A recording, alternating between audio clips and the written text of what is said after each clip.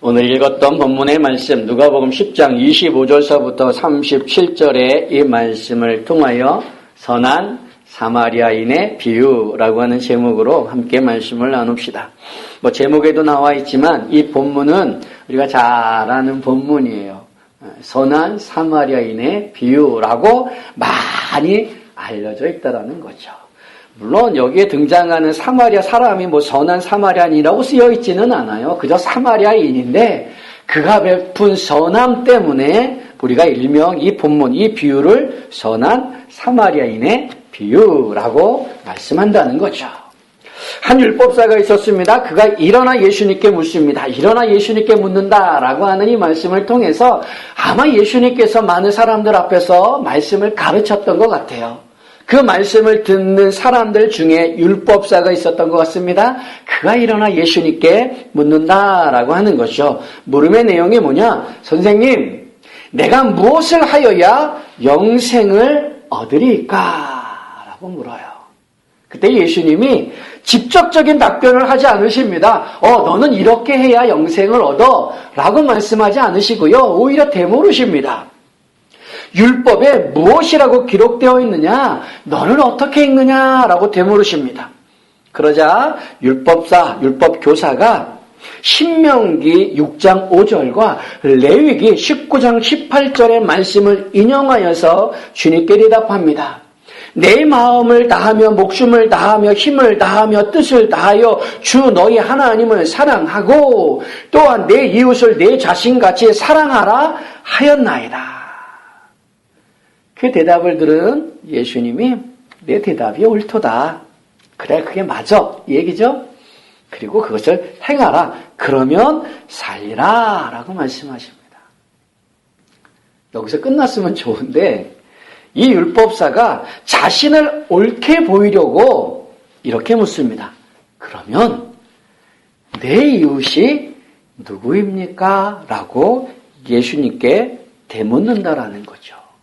그 물음에 예수님께서 우리가 잘 아는 선한 사마리아인의 비유를 들려주십니다.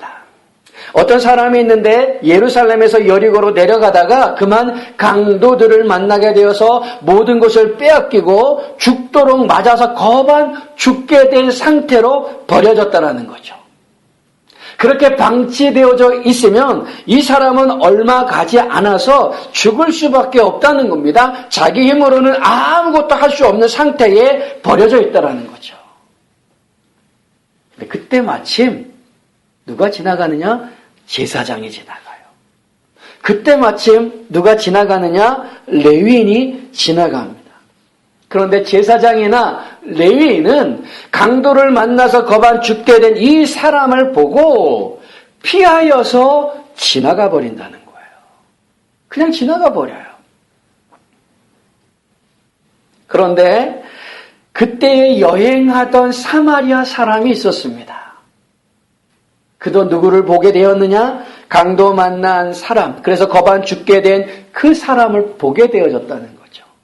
그리고 그를 불쌍히 여겨서 그에게 가까이 가서 자기가 가지고 있는 기름과 포도주에 포도주를 가지고 그 상처에 붓고 싸매어주고 자기 짐승에 태워서 주막으로 데려가 돌보아 준다라고 하는 거예요.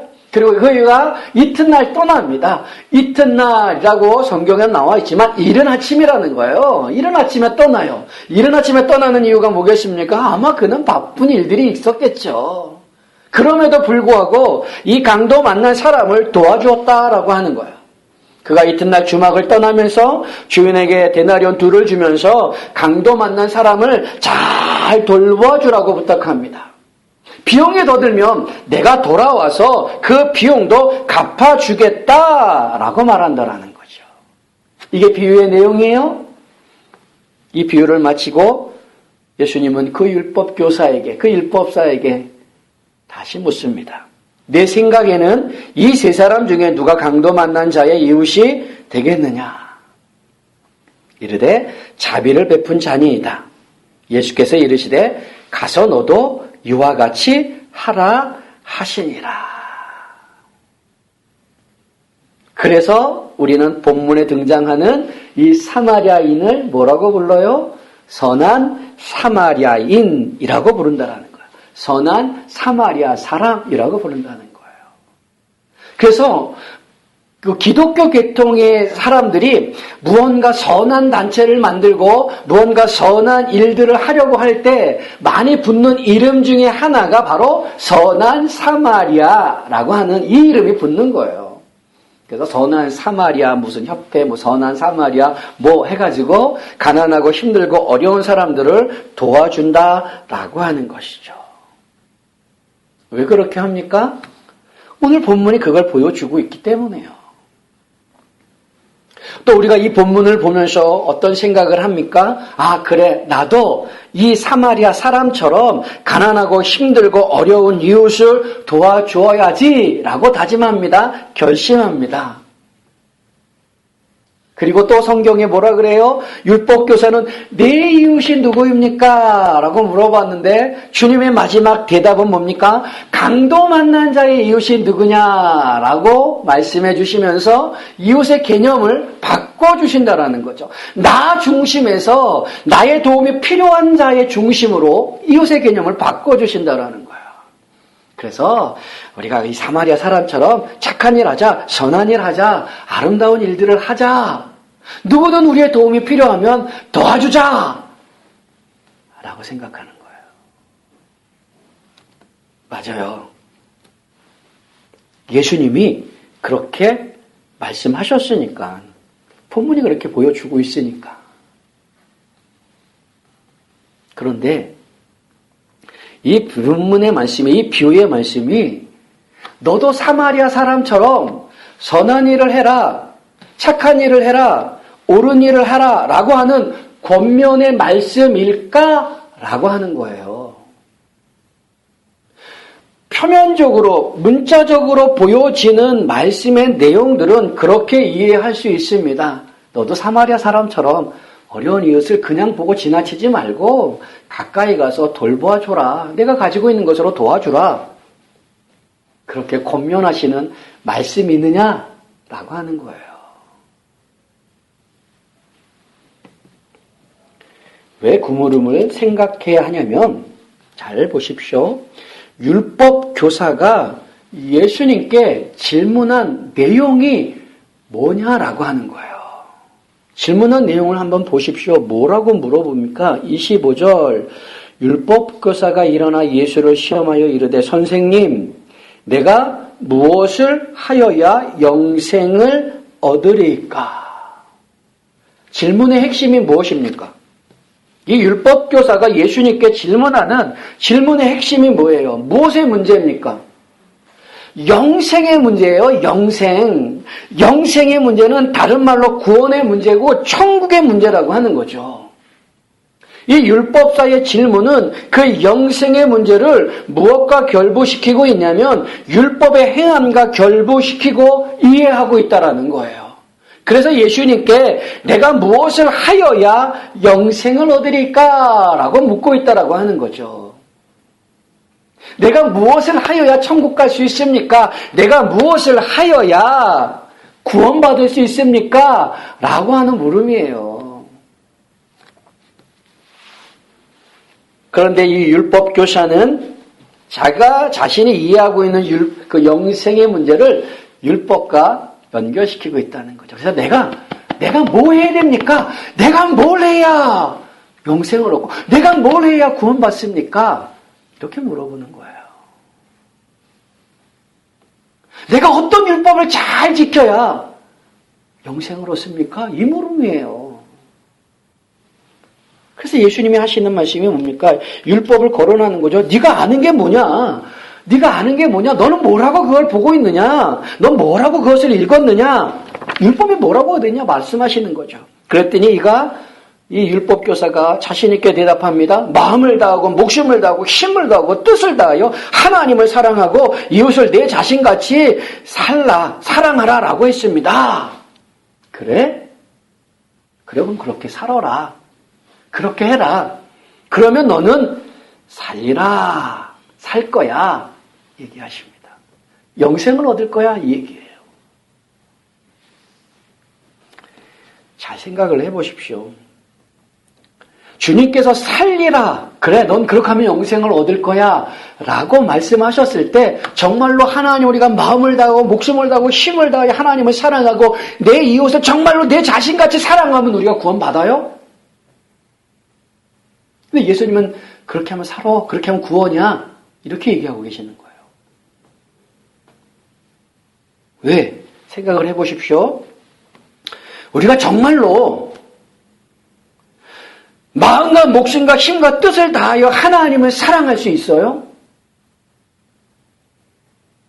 우리가 정말로 내 이웃을 내 자신같이 나의 아픔처럼 이웃을 사랑할 수 있어요? 내 몸을 갈기갈기 찢기는 아픔을 당한다 할지라도 그것이 이웃에 대한 사랑이라고 한다면 내 몸이 갈기갈기 찢기는 일들을 우리가 할 수 있어요? 그렇게 하면 영생을 얻을 수 있어요? 남을 위해서 희생을 하면 영생을 얻을 수 있어요? 물론 남을 위한 희생을 한다라고 하는 것은 숭고한 정신이고 숭고한 희생입니다. 아름다운 희생입니다. 많은 사람들에게 존경받아야 할 희생입니다. 그렇다고 그 희생을 통하여서 그가 영생을 얻을 수 있느냐라고 하는 거예요. 아닙니다. 왜요? 율법의 요구 때문에요. 율법의 요구를 잘 말씀한 곳이 어디냐? 갈라디아서 3장 10절의 말씀입니다. 무릇 율법 행위에 속한 자들은 저주 아래에 있나니 기록된 바 누구든지 율법책에 기록된 대로 모든 일을 항상 행하지 아니하는 자는 저주 아래에 있는 자라 하였음이라. 율법의 요구는 뭐냐면 한두 번 하다가 멈추는 것이 아니라 항상 똑같이 그렇게 해야 한다는 거예요. 그렇지 않으면 뭐라는 거예요? 저주 아래 있다는 거예요. 그렇지 않으면 뭐예요? 그건 율법을 지키는 것이 아니라고 하는 거예요. 그런데 우리가 항상 늘 언제나 똑같은 모습으로 마음과 목숨과 힘과 뜻을 다해서 하나님을 사랑할 수 있느냐라는 거예요. 우리가 항상 늘 언제나 똑같은 모습으로 이웃을 위한 희생을 할 수 있느냐라고 하는 거예요. 할 수 있어요? 없어요. 물론 그렇게 살려고 애를 쓰죠. 노력을 하지요. 정말로 하나님을 그렇게 사랑하려고 애쓰죠. 이웃을 그렇게 살려고 애를 쓰죠. 그러나 늘 언제나 똑같은 모습은 아니라는 거예요. 그런데 똑같이 안 하면, 항상 그렇지 않으면 율법의 요구는 뭐예요? 율법을 지키지 못했다라고 하는 거예요. 그 얘기는 뭐예요? 너는 영생을 얻을 수 없다라고 하는 거예요. 그런데 왜 예수님께서 그렇게 해라, 그러면 살리라, 그러면 영생을 얻을 수 있어, 그러면 구원을 받을 수 있어, 그러면 천국에 갈 수 있어 라고 대답을 하셨을까요? 그렇게 살리라라고 하는 그 말씀의 의미가 뭐겠습니까? 그건 네가 그렇게 마음을 다하여 힘을 다하여 뜻을 다하여 하나님을 사랑하고 또 이웃을 그렇게 사랑하는 것, 그것이 항상 늘 똑같지 않음을 알 거야. 그래서 뭐예요?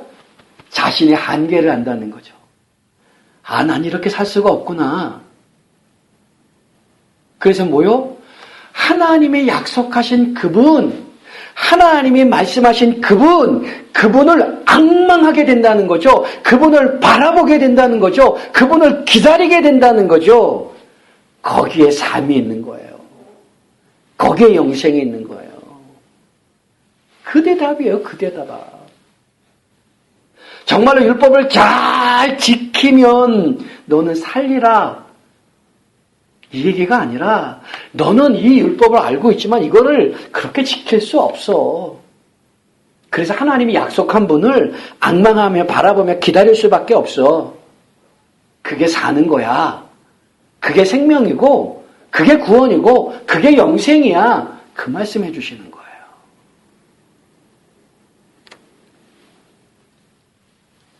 이거 듣고 이 율법교사가 아 그래 하나님이 보내신 그분을 기다려야지. 그러면서 예수님을 바라보았다면 그는 영생을 얻는 거죠. 예수를 믿었다면 영생을 얻는 거죠. 그런데 그 이야기를 듣고 그가 불쑥 물어보는 게 뭐야? 자기를 옳게 보이려고. 그러니까 자기 의의를 드러내려고 하는 말이 뭐예요? 내 이웃이 누굽니까? 라고 물어보는 거예요. 나는 율법교사이기 때문에 그 대답에는 이런 의미죠. 나는 율법교사이기 때문에 하나님을 사랑하는 것 이거는 이제 따놓은 당상입니다. 그러면 이웃을 내 몸같이 사랑해야 되는데 내 이웃이 누굽니까? 이 질문하는 거예요. 그러니까 뭘 보여주는 거예요? 자기 의여, 자기를 선하게 하는 모습, 자기의 의로움을 보이려고 그 질문을 하고 있는 거예요. 그래서 예수님이 우리가 아는 그 비유에 말씀합니다. 어떤 사람이 예루살렘에서 여리고로 내려간다라고 얘기해요. 왜 내려가느냐? 이스라엘 지형 자체가 예루살렘은 고지대에 있고요. 그 다음에 여리고는 저지대에 있습니다. 그 여리고는 해수면 밑에 있어요. 해수면보다 낮은 지역이에요. 그러니까 예루살렘에서 여리고로 내려간다라고 성경은 표현하고 있다는 거죠. 그리고 이 예루살렘에서 여리고로 내려가는 이 길은 가파르고요. 암석들이 많이 있답니다. 그래서 뭐가 자주 출몰하냐면 강도들이 자주 출몰하는 거예요. 제롬이라고 하는 분은 말씀하기를 4세기까지 이 길에는 강도들이 우글우글했대요. 강도들이 자주 출몰했답니다. 아주 극성이었다고 기록이 남겨져 있어요. 그래서 사람들이 예루살렘에서 여리고로 내려갈 때는 단단한 마음을 가지고 내려가요.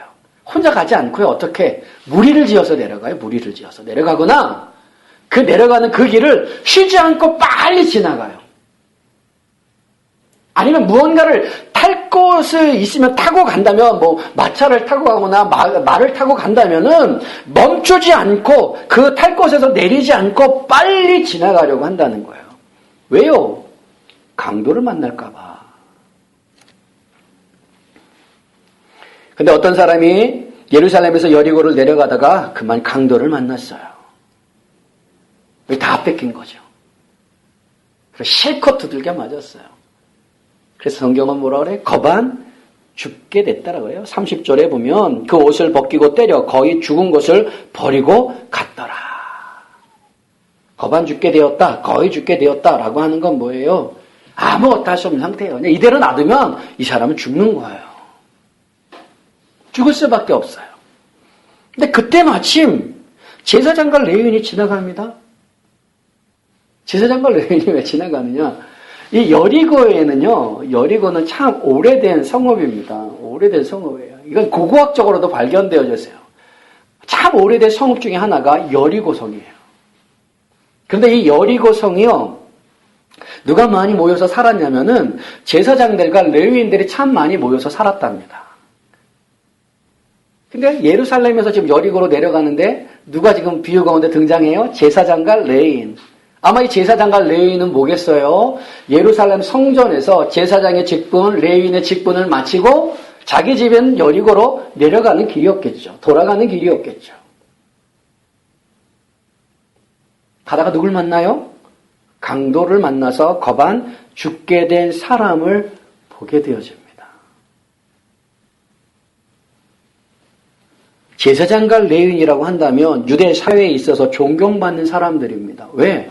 하나님의 성전을 관리할 뿐만 아니라 하나님 앞에 드리는 그 제사를 관리하는 사람들이에요. 하나님 앞에 제사를 드리는 사람들이에요. 예물을 드리는 사람들이에요. 그래서 유대 사회에서는 참으로 존경받는 사람들이 제사장과 레위인입니다. 그런데 이 두 사람이, 존경받는 이 두 사람이 이 강도 만난 사람을 버리고 그냥 피해서 가버립니다. 왜 그랬을까? 분명히 성경에 보면 보았다라고 얘기해요. 보았다. 보고 피하여 갔다라고 얘기해요. 봄으로 이 사람이 죽었나? 라는 걸 생각할 수 있다는 거예요. 근데 율법에 의하면 이 거룩한 일을 감당하는 제사장이나 레위인은 시체를 만지지 말라라고 얘기합니다. 더러운 것을 만지지 말라고 얘기해요. 왜? 하나님의 거룩한 일들을 하기 때문에. 그래서 이 제사장과 이 레위인은 그 강도 만나서 거의 죽게 된 사람이 죽은 줄 알고 율법에 의해서 만지지 않고 피해서 지나갈 수 있었는지 모릅니다. 그런데 또 이렇게 한 또 하나의 이유가 있어요. 또 하나의 이유는 뭐냐면은 여기에 강도들이 많다 그랬잖아요. 근데 강도들이 많은데 대부분의 사람들이 어떻게 해요? 쉬지 않고 빨리빨리 이걸 지나가려고 한다 그랬잖아요. 그래서 강도들이 쓰는 미끼 중에 하나가 뭐냐면 어려운 사람이 그 길 위에 있는 거예요. 힘든 사람, 누군가의 도움을 받아야 할 사람을 미끼로 그 길 가운데 놓는다는 거예요. 그 사람이 지나가다가 그 어려움을 당한 사람을 보면 뭐예요? 도와주려고 멈춘다는 거죠. 그러면 강도들이 득달같이 달려들어서 물건을 빼앗는 거예요. 아마 제사장들은 그걸 또 생각했는지 몰라요. 레위인은 그걸 생각했는지 몰라요. 아, 저기 지금 누워있는 저 사람은 강도들이 만들어 오는 미끼구나, 미끼의 사람이구나 라고 생각하고 그를 보고 피하여서 지나갔을런지도 몰라요. 아니면 죽은 줄 알고 시체인 줄 알고 거룩함을 해치지 않기 위해서 만지지 않고 갔을런지도 몰라요. 그러나 지금 이 제사장과 레위인은 거룩한 일을 마치고 내려가는 사람들이잖아요. 제사장과 레위인은 24개조로 이렇게 짜여져 있습니다. 24개조로 짜여져 있어서 1년에 한 2번 정도 자기가 맡은 직무를 감당하려고 성전에 올라가요. 그러니까 1년에 2번 정도요. 나머지 기간은 뭐겠습니까? 세상 말로, 지금 말로 하면 널널한 거죠. 그리고 유대 사회 속에서 존경받는 이 사람이잖아요. 그래서 어려운 사람을 당하면 당연히 도와줘야 되죠.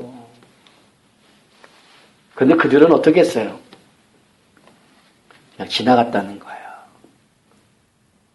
근데 왜 하필 예수님은 비유 가운데 제사장과 레위인을 등장시키셨을까라고 하는 거죠. 이 강도 만난 자가 의미해주는, 비유적으로 의미해주는 의미가 뭘까라고 하는 거예요. 우리가 이 비유의 말씀을 볼 때 놓치지 말아야 할 건 뭐냐면 지금 이 문제는 뭐에 대한 문제예요? 영생에 대한 문제예요. 영생에 대한 문제. 이거 놓치면 안 돼요. 누가 내 이웃이냐, 내가 누구의 이웃이냐라고 하는 이웃의 정의에 대한 말씀이 아니라 영생의 문제를 거론하고 비유하고 말씀하고 있다라는 거예요. 그렇다면 강도를 만나서 거반 죽게 된 사람은 누구겠습니까?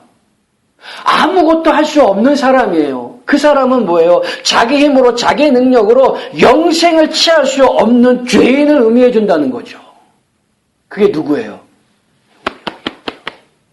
우리요. 그리고 지금 예수님 앞에서 이 말씀을 듣고 있는 그 사람들, 그들에게 필요한 게 뭐예요? 영생이에요. 구원이에요. 천국이에요. 우리에게 필요한 게 뭐예요? 영생이고 구원이고 천국이에요. 그러나 강도를 만났기 때문에 거반 죽게 되어져서 자기 의지로 할 수 있는 것은 아무것도 없다라는 거예요. 여기서 말하는 그런 강도는 뭘까요? 강도는 뭘까요? 우리의 것이고 우리를 괴롭히고 힘들게 하는 것, 그게 뭐예요? 마귀잖아요. 사탄이잖아요. 근데 마귀가, 사탄이 나의 무엇을 빼앗아 갑니까? 무엇을 강탈해 가고 나를 하여금 어떻게 합니까? 왜 죽게 무엇으로 죽게 만듭니까? 나의 것을 빼앗아 가는 게 뭘 빼앗아 가는 거예요? 내 안에 있는 하나님, 내 속에 있는 하나님, 그걸 다 뺏어가는 거예요.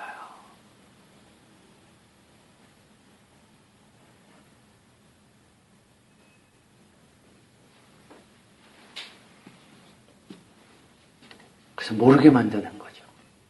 힘들게 만드는 거예요. 다르게 알게 만든다는 거죠.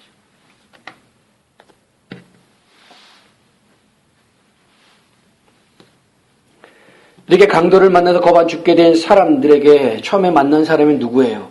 제사장과 레위인이잖아요.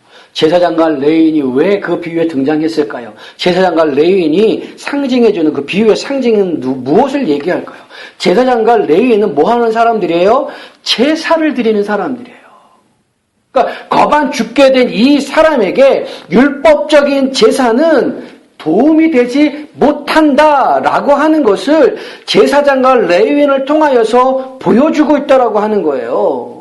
율법사가 내가 무엇을 하여야 영생을 얻으리까라고 하는 그 질문에 그 어떤 율법적인 행위로 그 어떤 제사로도 구원을 얻을 수 없다, 영생을 얻을 수 없다라고 하는 걸 제사장과 레위인을 통하여서 말씀해 주고 계신다는 거예요.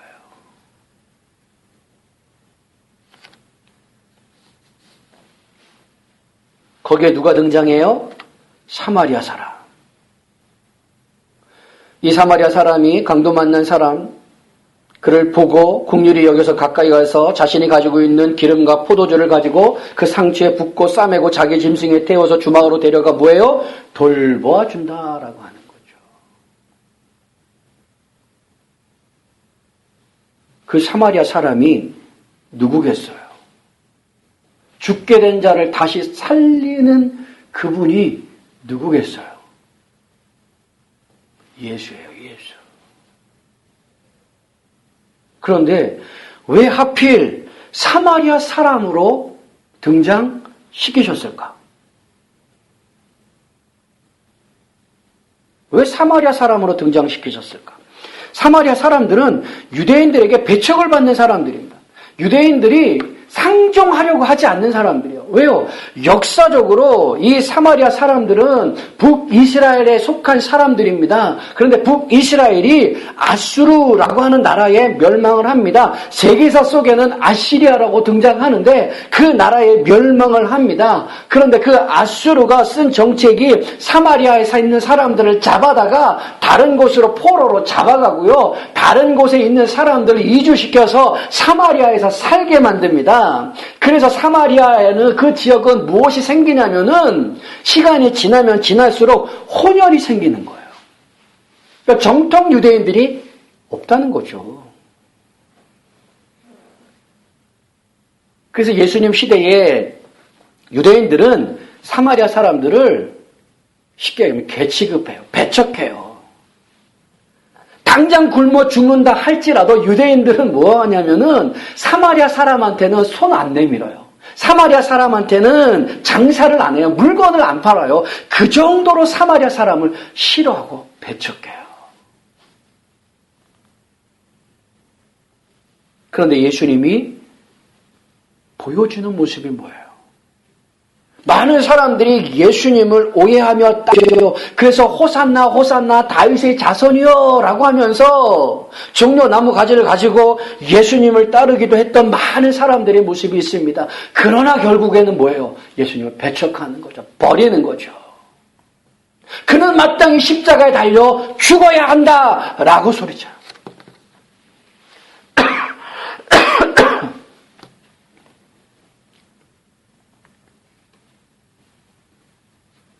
그런 예수님의 모습을 사마리아 사람에게 투영시키는 거예요.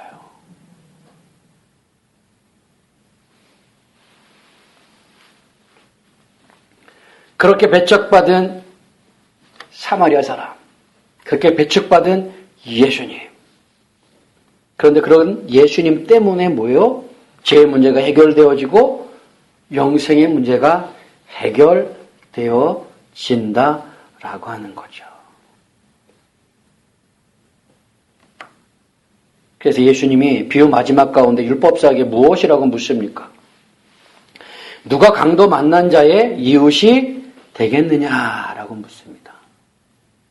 이 대답을 잘 생각하셔야 돼요. 누가 강도 만난 자의 이웃이 되겠느냐. 근데 율법교사의 처음에 질문이 뭡니까? 내 이웃이 누구입니까? 라고 물었잖아요.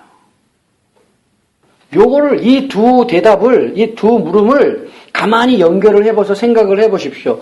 내 이웃이 누구입니까? 라고 물었을 때 예수님께서 마지막에 대한 물음, 누가 강도 만난 자의 이웃이 되겠느냐라고 되물으셨죠? 이 뒤 질문을 가만히 비교해 보면 내라는 것, 나라고 하는 것을 누구를 지칭하냐면 강도 만난 자를 얘기해 주는 거고요. 그 강도 만난 자는 결국 누구를 얘기하는 겁니까? 율법사를 얘기하는 거예요. 그러니까 그 율법사에게 예수님께서 하시는 말씀이 뭐냐면 너는 강도 만난 자야. 너는 네 힘으로 네 의지로 네가 율법을 지킬 수 없어. 너에게는 무엇이 필요하냐? 너에게는 이웃이 필요해. 너를 보고 긍휼히 여기고 불쌍히 여겨서 자기 것을 가지고 너를 치료하고 돌봐 주어야 할 그 이웃이 너에게 필요해. 이 얘기 하시는 거예요.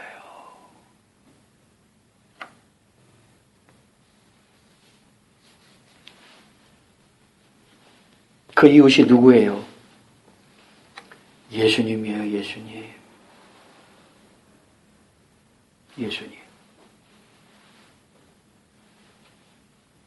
결국 영생의 문제는 누구로부터 해결되어져요? 예수님.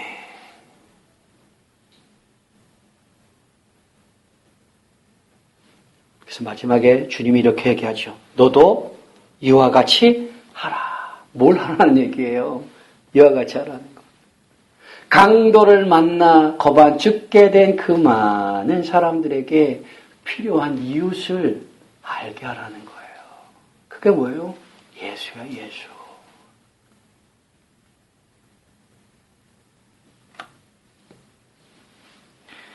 말씀을 정리하고 마치겠습니다. 오늘 본문은 우리가 잘 아는 선한 사마리아인의 비유로 불립니다. 이 비유의 핵심은 사마리아 사람처럼 선한 일을 하자, 착한 일을 하자. 물론 틀린 건 아니에요. 착한 일 해야 돼요. 선한 일 해요. 어려운 사람 만나면 반드시 도와줘야죠. 그러나 그게 핵심이 아니라는 거예요. 이 비유의 핵심은 이웃에 대한 정의에 대해서 말씀하시는 게 아니에요. 나 중심의 이웃을 설정하는 것이 아니라 내 도움이 필요한 사람으로 이웃을 설정하는 것, 그렇게 이웃에 대한 정의의 말씀을 하시는 게 아니에요. 이 말씀의 핵심은 영생의 문제였잖아요. 영생의 질문이었으니까. 율법교사가 무엇을 하여 영생을 얻습니까? 라고 물었잖아요. 이게 영생의 문제라는 거예요. 그래서 비유의 말씀을 해주시는 거예요.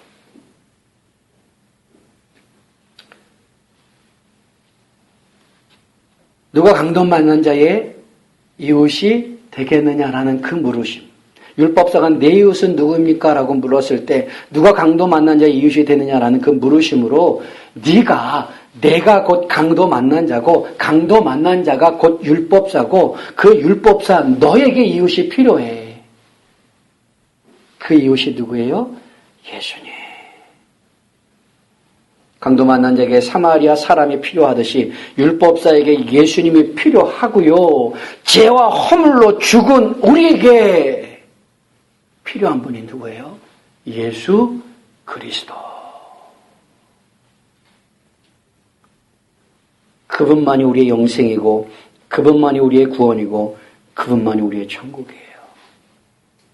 그 예수님을 우리에게 보내주셨는데 그 예수님을 잘 믿고 이 땅 가운데 살아가심으로 하나님이 주시는 영생을 다 누리실 수 있는 모든 성도님들이 다 되실 수 있기를 주님의 이름으로 축원합니다.